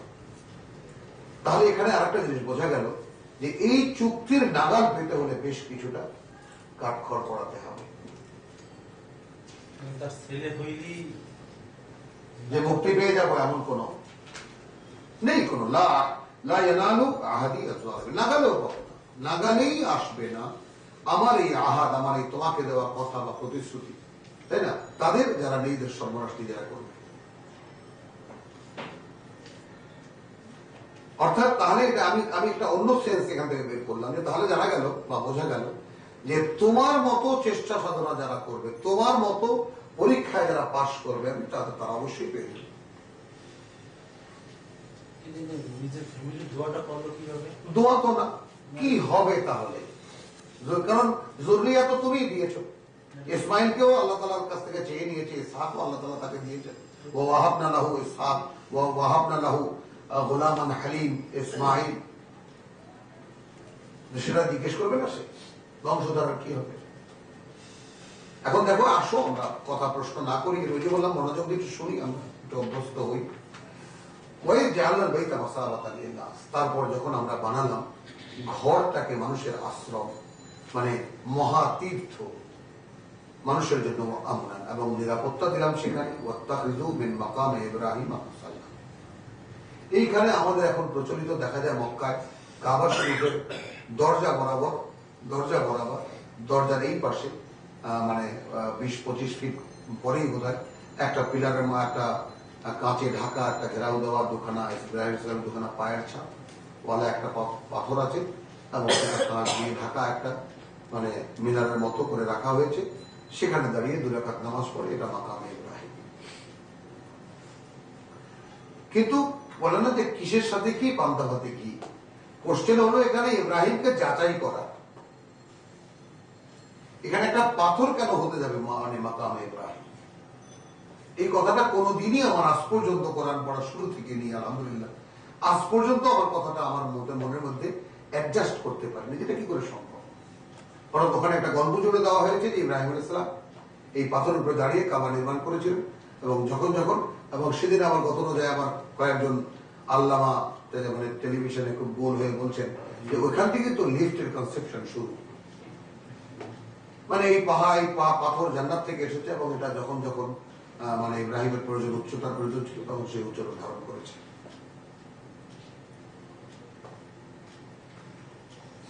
তো তাহলে এখন তো তাহলে জিজ্ঞেস করতে হয় যে তাহলে পিরামিড যারা বানিয়েছিলেন তাদের পাথর কি ছিল, তাদের এই উচ্চতার জন্য কি দরকার ছিল?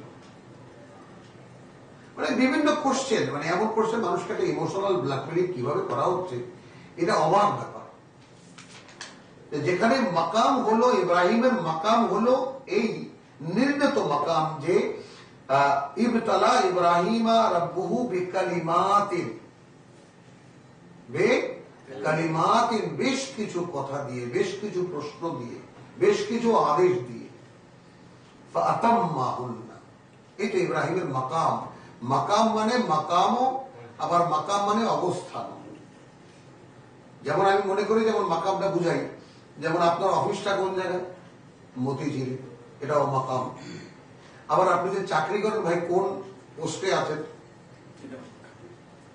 আমি ভাই জিএম, এটাও মাকাম, একই শব্দ। এখন আমরা যদি জায়গার অর্থে নিই তাহলে আমাদের পথভ্রষ্টা ছাড়া কিছুই নেই, বিভ্রান্তি ছাড়া কিছুই নেই। আর যদি অবস্থানের অর্থে নেই তবেই গিয়ে সত্যের সন্ধান পাওয়া যায়। আমি কি বললাম, মিম কাফালিফ মিম মাকাম, এই শব্দটির মানে স্থান, অবস্থান। তাহলে স্থানেরও মানে মাকাম, আবার অবস্থানের মানেও মাকাম। তাহলে এখানে যেটা ওয়াইদিবতালা ইব্রাহিম রাব্বুহু বিকালিমাতিন ফাতাম্মাহুন্না, সে পূর্ণ করেছে সবগুলো, যতগুলো প্রশ্ন করেছি, যতগুলো আদেশ দিয়েছি, যতগুলো কথা তাকে আমি বলেছি, he completed all of them. ক্বালা ইন্নী জাইলুকা লিন-নাসি ইমামা, হ্যাঁ এই তো মাকাম নির্ণয় হলো, নির্ণয় হলো না, আমি এখন তোমাকে গোটা মানব জাতির অনুসরণীয় ব্যক্তিত্ব বানাবো। This is the one what I want. এইরকম একটা মানুষ, আমি এইরকম মানুষ চাই। এখন বললেন সঙ্গে সঙ্গে প্রভু, মানে অর্থাৎ এটা তো পিতা চাইতেই পারে, এটা কোনো বাড়তি চাওয়া নয়। প্রভু এই ধারাবাহিকতা কি আমার সন্তানদের মধ্যে থাকবে? আল্লাহ কি বললেন যে যারা নিজেদেরকে নিজেরা সর্বনাশ করবে, অর্থাৎ নিজেরা এই আহাতকে মূল্য দেবে না, তারা কেন থাকবে?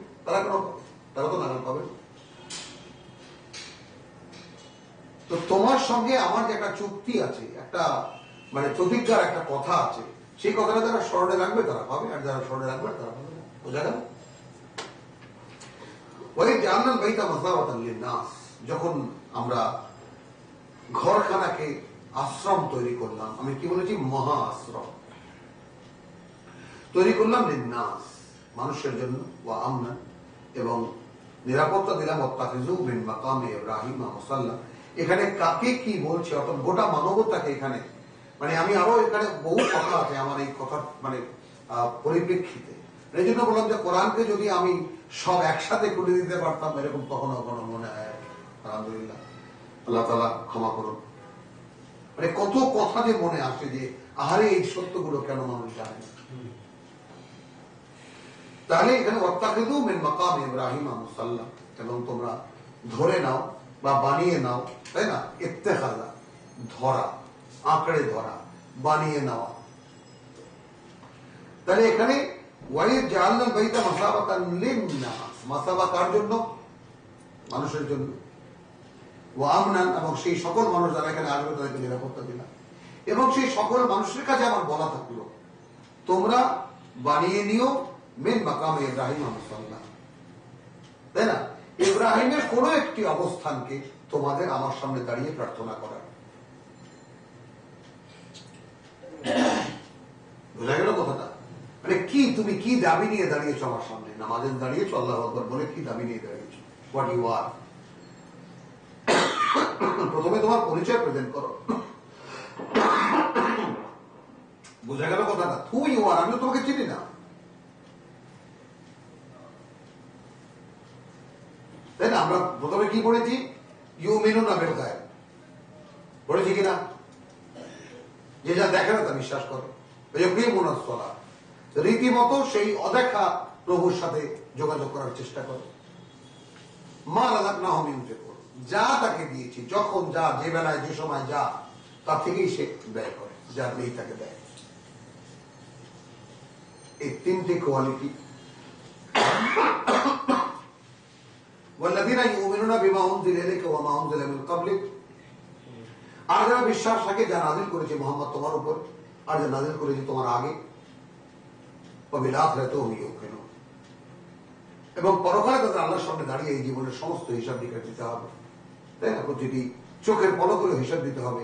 এই ব্যাপারে তারা নিশ্চিত, নিশ্চিত, বিশ্বাস একেবারে নিশ্চিত। এটা আমি একটা ইয়া দিয়ে বুঝিয়েছি যে নিশ্চিত আর ঈমান, মানে বিশ্বাস আর নিশ্চয়তা, এর মধ্যে পার্থক্যটা কি? যেমন এখানে যারা আপনারা এসেছেন, তারা এসেছেন এখানে একটা বিশ্বাস নিয়ে যেখানে এটা হবে, কিন্তু ঠিক লক্ষ্য করবেন এখন যখন বাসার দিকে যাচ্ছেন তখন আপনাদের মানসিক অবস্থাটা কি? বলতে পেরেছি কথাটা? মানে আমি আমার ঘরে যাচ্ছি, এই যে যাওয়াটা, তখনকার অবস্থাটা কি আর এখানে আসার অবস্থাটা কি? এই দুটাকে পার্থক্য যদি শনাক্ত করা যায় তাহলে ঈমান আর ইকান অর্থাৎ ইয়াকিনকে স্পষ্ট বোঝা যাবে।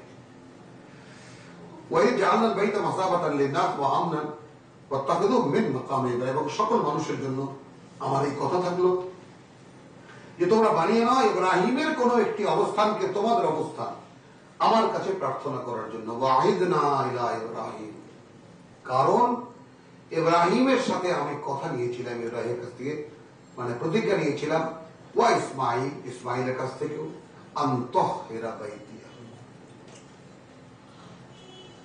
পরিচ্ছন্ন রাখবে আমার ঘরখানা, লিত-তাইফিন ওয়াল আকিফিন ওয়া রুকআই সুজুদ। এখানে কিন্তু মুসাল্লিন বলা হয়নি, লক্ষ্য করতে হবে প্রত্যেকটা জিনিস।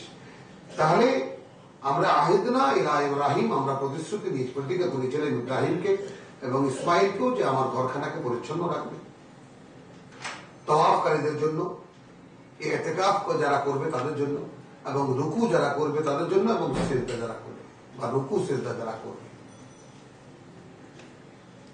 ওখানে আমরা একটু আগে কি পড়েছি? কুমিল লাইল,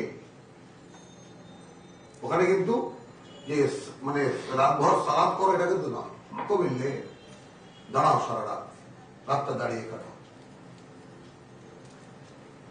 এই সালাতের বিষয়টা কোরআনে এমন অদ্ভুত ভাবে আছে যে আসলে যে সালাত আমরা এখন পড়ি এইটার রকমটা কিরকম সেটা ব্যাপারে বেশ একটা অস্পষ্টতা দাঁড়িয়ে যায়। ওয়াইদ ক্বালা ইব্রাহিম রাব্বি ইজআল হাযা বালাদান আমিনা, যখন ইব্রাহিম বলেছিল যে হে আমার সৃষ্টিকর্তা, তুমি বানিয়ে দাও এই শহরটাকে একটা নিরাপত্তার শহর, ওয়ারযুক আহলাহু, এবং জীবিকা দাও এর অধিবাসীদেরকে মিনাস সামারাত, সব রকমের ফল ফসল দিয়ে, মান আমানা মিনহুম বিল্লাহি ওয়াল ইয়াউমিল আখির, ওয়াল ইয়াউমিল আখির। দেখেছেন ওই যে আগে ধমক খেয়েছে লা ইয়ানালু আহাদিজ যালিমিন, এই জন্য আর গড় করতাম না। এই জন্য আমি ইব্রাহিম প্রার্থনাই করেছে, প্রভু এই শহরকে নিরাপত্তা দাও এবং এদের অধিবাসীদেরকে তুমি খাবার দাও তোমার পক্ষ থেকে সব রকম ফল ফসল দিয়ে। এবং আশ্চর্য যে মক্কা এমন একটি শহর পৃথিবীতে যেখানে সারা বছর সব রকমের ফল পাওয়া যায়। এসব কিছু বাস্তবতা।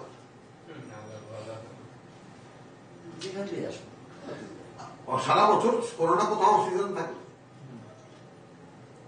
ভারতেই তো এক মাথা থেকে আরেক মাথা এখানে শীত, ওখানে গ্রীষ্মের বেলা মানুষ টিকতে পারে না, ওপর পড়ে মানে ইয়া পড়ে, বরফ পড়ে।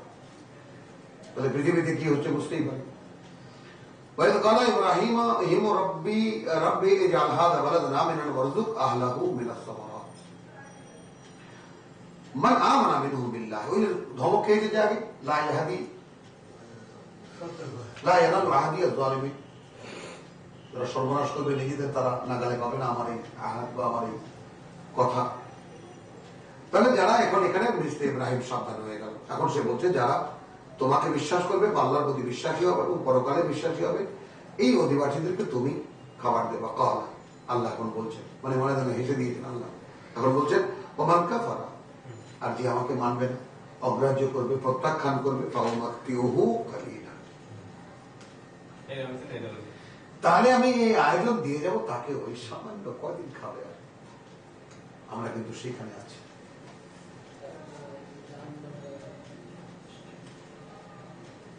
এই সামান্য কিছুক্ষণের যোগে এই কয়েকদিনের কয়েক মুহূর্তের এই জীবন কতটুকু খাবে আর আমার।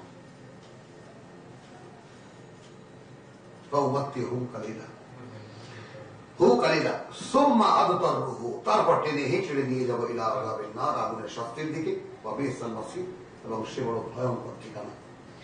ওয়াইদ রাফা ইব্রাহিম আল কওয়াইদ মিনাল বাইত ওয়া ইসমাঈল, যখন তুলছিল ইব্রাহিম এবং ঘরের ভিত্তিগুলো, কওয়াইদ, আবার দেওয়ালগুলোও বলা যাবে। কারণ ইব্রাহিম আলাইহিস সালাম যখন সেখানে গিয়েছেন তখন আল্লাহ তাকে দেখিয়ে দিয়েছেন যে এটাও কোরআনে আছে যে এইখানে সেই ঘর যেটা আদম বানিয়েছিল। ইন্না আউওয়ালা বাইতিন উযিয়া লিন-নাস লাল্লাযী বিবাক্কা, প্রথম যে ঘর আল্লাহ মানুষের জন্য বানিয়েছিলেন সেটা মক্কা। তো ইব্রাহিম গিয়ে ওখানে ভিত্তি দিয়েছিলেন। এই জন্য এখানে বলা হয়েছে ওয়াইদ ইয়ারফা ইব্রাহিমুল কওয়াইদ। সে কিন্তু ঘর নির্মাতা না, সে পুনর্নির্মাতা। তুলছিল ইব্রাহিম ঘরের দেওয়ালগুলো বা ভিত্তিগুলো, মিনাল বাইত ওয়া ইসমাঈল, মিনাল বাইত তার মানে ঘর ওখানে ছিল, ঘরের পরে যাওয়া দেওয়ালগুলো যখন তুলছিল, বা ইসমাঈল তার সঙ্গে, অর্থাৎ এখানে বলছে রব্বানা তাকাব্বাল মিন্না। একটু লক্ষ্য করতে হবে কি 100 বছরের এক বৃদ্ধ, 13 বছরের বা 12 বছরের এক মানে কিশোর, এই দুই বাপ বেটা মিলে কাবা ঘর যদি তাকাও এবং তাকিয়ে যদি মনে করো, এটার পরিবর্তন বহু হয়েছে, কিন্তু এই শেপের একটা ঘর তৈরি করা, পাথর এনে এবং তাকে সাইজ করে তাকে মোটামুটি একটা পর্যায়েও যদি একটা ঘরের আকৃতি দিতে হয়, তাহলে সেটা কত বড় শ্রম সাপেক্ষ জিনিস ছিল, এটা যদি কেউ কল্পনা করে কাবার দিকে থাকি। এই ইট বা এখন যে ব্লক গুলো দেখা যাচ্ছে, ঠিক এগুলোই সেই সময় ছিল এমন না, এরা বহুবার নির্মিত হয়েছে। রসুলের আমলে যখন পড়ে গেল বন্যা, এবং তারপর যখন রসুল যে সেই কালো পাথরকে স্থাপন করে দিলেন, এই গল্প তো আমরা জানি, সে আমলে একবার হয়েছিল, কোরআশা 2 বার বানিয়েছে এই ঘর। যে ইব্রাহিম যখন নির্মাণ করছিল, দেওয়ালগুলো তুলছিল সে ঘরের, রব্বানা তাকাব্বাল মিন্না, এমন না যে নামাজ পড়ছিল, খেয়াল করো, এমন না যে দাঁড়িয়ে কান্নাকাটি করছিল, এমন না যে দাঁড়িয়ে সারা রাত তবা বলছে প্রভু আমাদেরকে গ্রহণ করো, এটা নয়। What they were doing, যা করছিল কাজ, এটা হলো একটা কালিমা। কার আদেশে এখানে এসেছি? আল্লাহর আদেশে। ঘরকে চিনিয়ে দিচ্ছে, আল্লাহ চিনিয়ে দিচ্ছে। কার আদেশে নির্মাণ করছে? আল্লাহর আদেশে। এগুলো কালিমা। বলেছে না কথা না যে ওয়াইদ ইবতালা ইব্রাহিম বিকালিমাতিন ফাতাম্মাহুন্না, সে সবগুলোকে পূর্ণ করে দিয়েছে। কোথায় ফিলিস্তিন, সেখানে ইব্রাহিম। আর কোথায় সৌদি আরবের, বর্তমান সৌদি আরবের জেদ্দা শহর, এবং তারপরে 70 বা 90 কিলোমিটার দূরে মক্কা, এক অচেনা উপত্যকা, যেখানে কিছুই ছিল না, শূন্য এক উপত্যকা। আল্লাহ আরব গায়রে জি জারাই, এমন এক ভূখণ্ড যেখানে কোনো কিছু উৎপন্ন হয় না।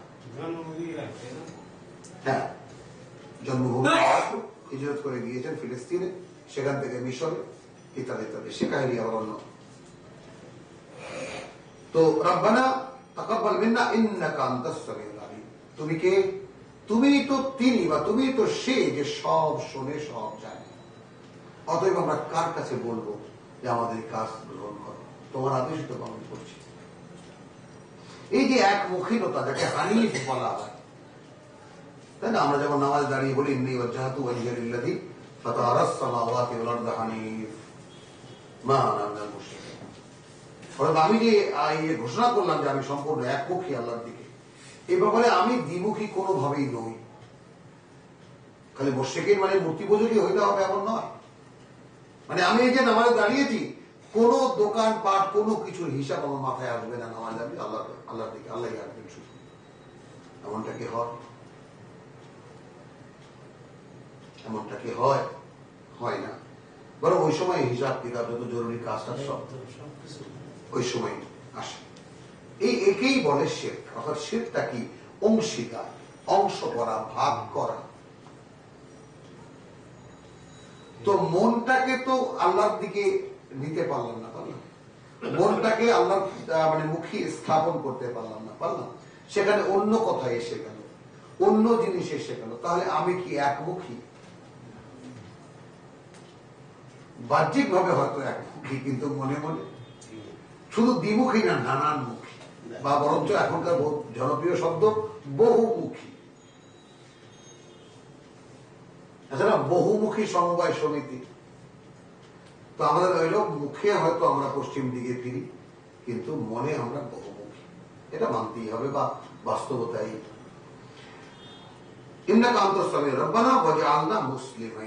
ইব্রাহিম ইসমাইল প্রার্থনা করছেন যাদের দিতে কিছু বাকি নেই। ছেলে একটু পরে বা কয়েকদিন পরে গিয়ে শোবে, বাবাকে বলবে তোমাকে জবাই করতে বলা হলে জবাই করো।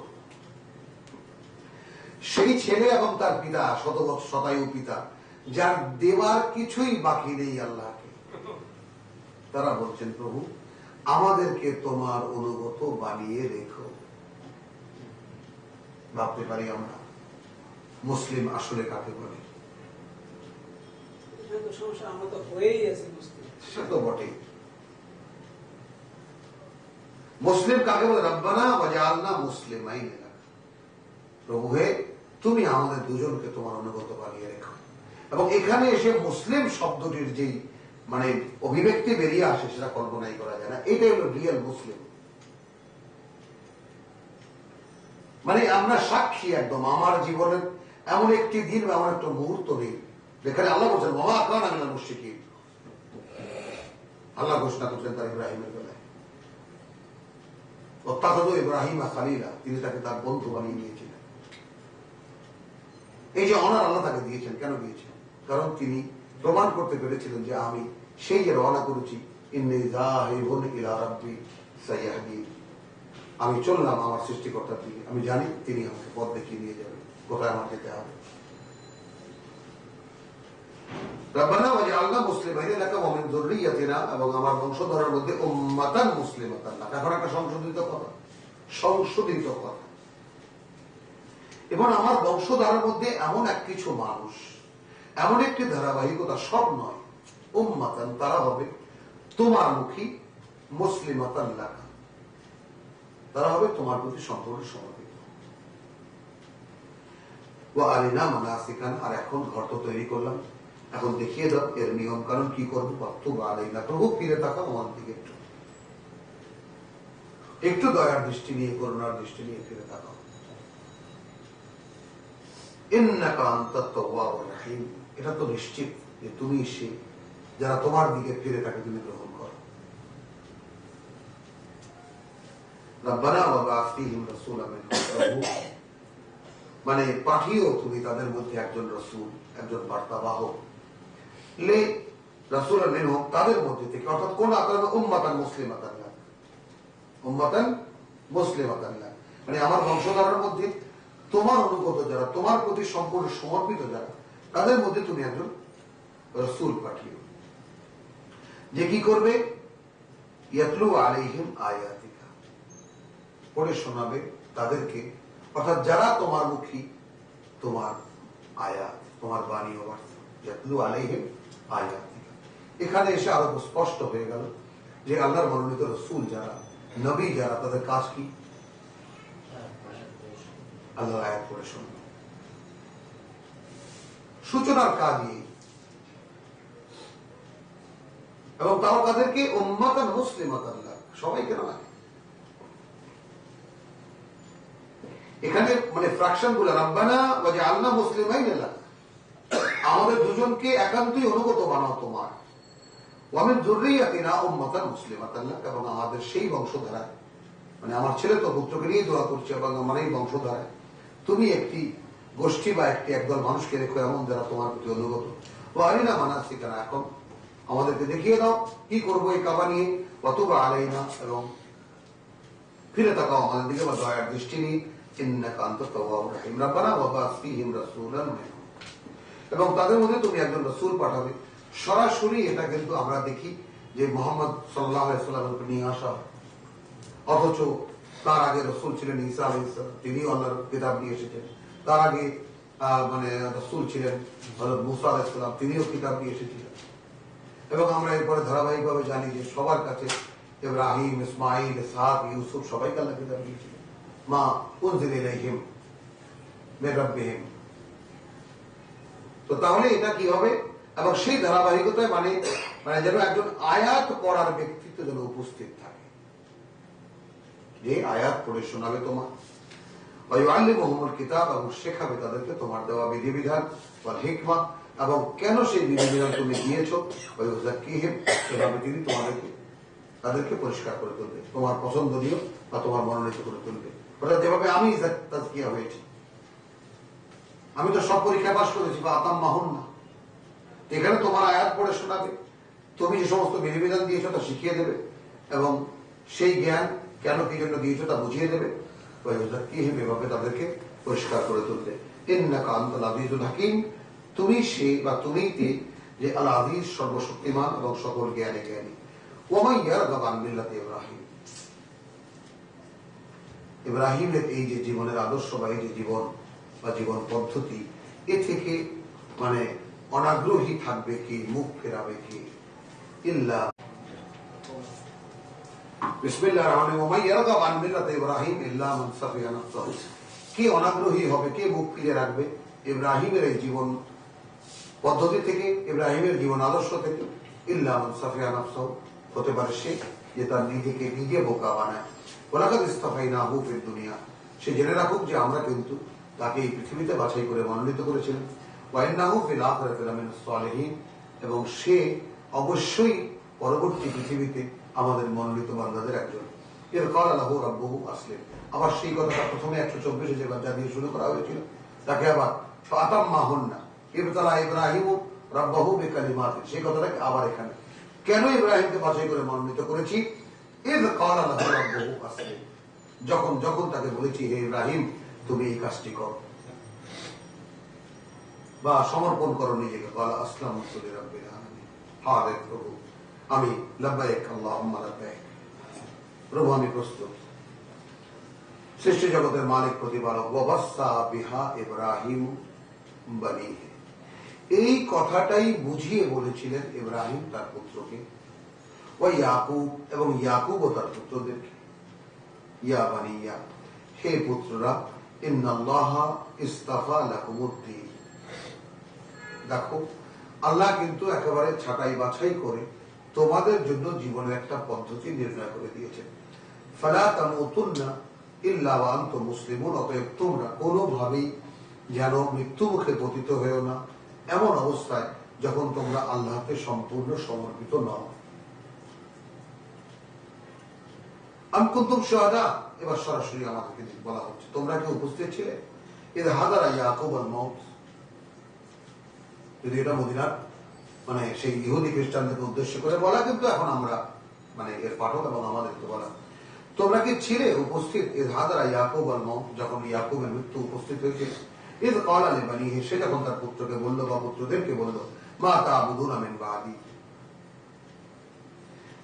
এইখানে হলো মুসলমানদের যে ঘর বা পরম্পরা, অর্থাৎ পিতা পুত্রকে ওয়াদা করিয়ে যাবে, ওসিয়ত করে যাবে, এবং পিতা পুত্রকে প্রথমে তো ওসিয়ত করবে, সারা জীবন ধরে বোঝাবে, এবং তারপর মৃত্যু মুখে বা অর্থাৎ কোন এক সময় যখন পিতার মুখে মনে হবে যে আমি যে কোনো মুহূর্তে চলে যেতে পারি, হ্যাঁ, এটা যখন তার মনে হবে তখন তার পুত্রদেরকে বসিয়ে, সন্তানদেরকে বসিয়ে, যে আমার পরে তোমরা কার গোলামি করবে। এই হলো মুসলমানদের পারিবারিক ধারাবাহিকতা। তাহলে আমরা যারা এখানে উপস্থিত আছি তাদের সন্তানদের কাছে এইরকম ওসিয়ত কি করা হয়েছে? এক। দ্বিতীয়, এই প্রতিজ্ঞা তাদের কাছ থেকে নেওয়া হয়েছে কিনা। আম কুনতুম শুহাদা ইয হাদারা ইয়াকুব আল মাউত ইয ক্বালা লিবানিহি মা তা'বুদুনা মিন বাদি, কার গোলামি করবে তোমরা আমার পরে? ক্বালু, তারা বলছে এবার না'বুদু ইলাহাকা, আসলো ইলাহ, হ্যাঁ আসলো ইলাহ মানে আমরা এখন কিন্তু আছি ইলাহান, মানে আলিফ দিয়ে যে শব্দটি তার ধারাবাহিকতা, এটা আমরা আগেও একবার পড়ে গিয়েছি। তাহলে আম কুনতুম শুহাদা ইয হাদারা ইয়াকুব আল মাউত ইয ক্বালা লিবানিহি মা তা'বুদুনা মিন বাদি, তোমরা কার গোলামি করবে আমার পরে? ক্বালু না'বুদু ইলাহাকা, না'বুদু ইলাহাকা, আমরা গোলামি করব তোমার একমাত্র উপাস্য যিনি তা, ওয়া ইলাহা আবাইকা ইব্রাহিম, আর তোমার যারা পূর্বপুরুষ তাদের ইলাহ ইব্রাহিম ওয়া ইসমাঈল ওয়া ইসহাক। এই সেই শব্দ যার ধারাবাহিকতা এখন আমরা আছি। প্রথমে সূরা বাকারা ইলাহান ওয়াহিদ, সেই যে ইলাহ, সেই যে মান্য, সেই যে একমাত্র মান্য, তিনি তো একজন।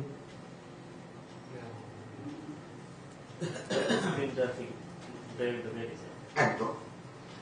ওয়া নাহনু লাহু মুসলিমুন, এবং পিতা তোমাকে আরো কথা দিচ্ছি যে আমরা সম্পূর্ণ তার হয়ে থাকবো। যেটা ইব্রাহিম দোয়া করেছিল কি? ইব্রাহিম ইসমাইল রব্বানা ওয়াজআলনা মুসলিমাইনি লাকা ওয়া মিন যুররিয়াতিনা উম্মাতান মুসলিমাতান লাক। এখানে এখন কথা হচ্ছে কি?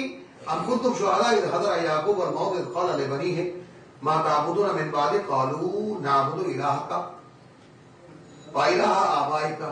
এখানে ইলাহ সেই আগের ফর্মে যা আমরা শেষ করেছি, তোমার ইলাহ বা তোমার একমাত্র মান্য, ওয়া ইলাহা আবাইকা, এবং তোমার পূর্বপুরুষের একমাত্র মান্য ইব্রাহিম ইসমাঈল ওয়া ইসহাক, ইলাহান ওয়াহিদ, সেই যে একমাত্র মান্য তিনি তো একজন। ওয়া নাহনু লাহু মুসলিমুন, এবং একথাও দিলাম তোমাকে বাবা যে আমরা সম্পূর্ণ তার প্রতি সমর্পিত হয়ে থাকব। তিলকা উম্মাতুন কাদ খালাত, এই আল্লাহ উম্মতের স্বীকৃতি দিচ্ছেন, এবং আমরা উম্মত চিনে নেই, উম্মত বুঝে নেই উম্মা আসলে কাকে বলে। উম্মা ডিকশনারিতে আমরা দেখি একটি পথ, তাই না, কিছু লোক, একটা গোষ্ঠী, আবার অনেকে লম্বা করে আরো একটা জাতিও বলে দেয়। জাতি কোনোভাবেই উম্মা নয়, কারণ এখনকার পৃথিবীতে জাতীয় যে কনসেপশন, যার উপরে জাতি গঠিত হয়, তার সেটা কোনোভাবেই আল্লাহর কোরআনে বলা উম্মা নয়। তাহলে ক্বালু না'বুদু ইলাহাকা ওয়া ইলাহা আবাইকা ইব্রাহিম ওয়া ইসমাঈল ওয়া ইসহাক ইলাহান ওয়াহিদ, ইলাহান ওয়াহিদ, একমাত্র ইলাহ, ওয়া নাহনু লাহু মুসলিমুন তিলকা উম্মাতুন কাদ খালাত। এই হলো আমার মনোনীত সেই মানুষের ধারাবাহিকতা যারা অতীত হয়ে গেছে। ইব্রাহিম কি প্রার্থনা করেছিল? যে ওয়াজআলনা মুসলিমাইন লাকা, আমাদের দুজনকে, ওয়া মিন যুররিয়াতিনা, এবং আমাদের যে বংশধারা, উম্মাতান, তার মধ্যে একটি ধারা, তার মধ্যে একটি ধারা বা একটি ধারাবাহিকতা, মুসলিমাতান লাক, যারা তোমার অনুগত থাকবে। কারণ ওখানে প্রথমে 124 ধাক্কা খেয়ে গেছে। যখন বললেন যে ইব্রাহিম যখন বললেন যে ওয়া মিন যুররিয়াতি, আমার বংশধারা থেকে কি হবে, বললেন লা ইয়ানালু আহাদি আয-যালিমিন, পৌঁছাবে না বা নাগালেও পাবে না তারা, যারা নিজেদের সর্বনাশ নিজেরা করবে, তারা আমার এই চুক্তির সঙ্গে তাদের কোনো সম্পর্ক হবে না। এইখানে এসে আমরা আজ আলহামদুলিল্লাহ শেষ করব, এবং এখানে আরেকটু ছিল যেটা আমরা আগামীতে আমরা একটু নিয়ে আমরা ইনশাআল্লাহ আগামীকাল এটা দেখবো, কারণ এখানে সেইটুকু চলতে গেলে আরো প্রায় 1 ঘন্টা সময় লেগে যাবে। আলহামদুলিল্লাহ তিলকা উম্মাতুন কাদ খালাত, এখানে সর্বশেষ কথা লাহা মা কাসাবাত।